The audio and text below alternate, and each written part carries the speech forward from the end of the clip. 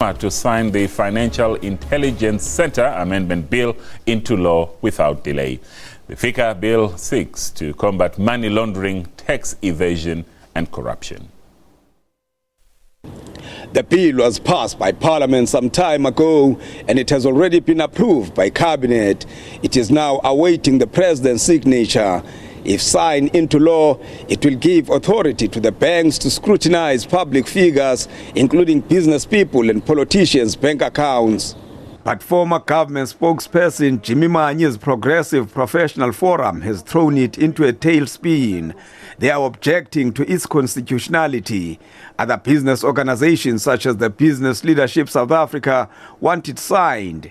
This week, they were joined by Cabinet Minister Ibrahim Patel. We should implement the FICA legislation, the financial intelligence legislation that Cabinet has proposed and that Parliament has approved, that requires banks to look carefully at the financial transactions of prominent public figures like Cabinet ministers, to make sure that I, Ibrahim Patel, all of us can properly account for every cent that land in our bank accounts. COSATU is also opposed to the bill, but for different reasons.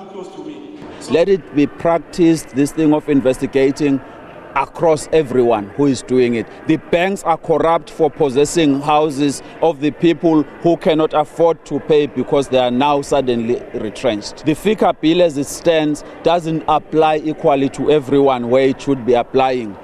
The president of COSATU said that calls for the implementation of FICA amounts to nothing but a proxy war among capitalists.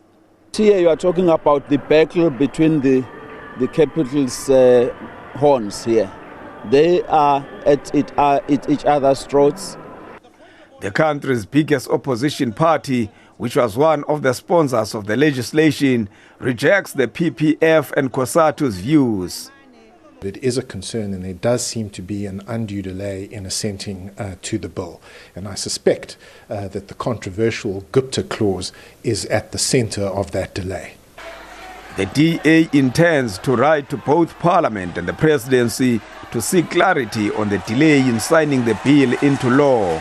Manilisi Tubase, SABC News, Parliament.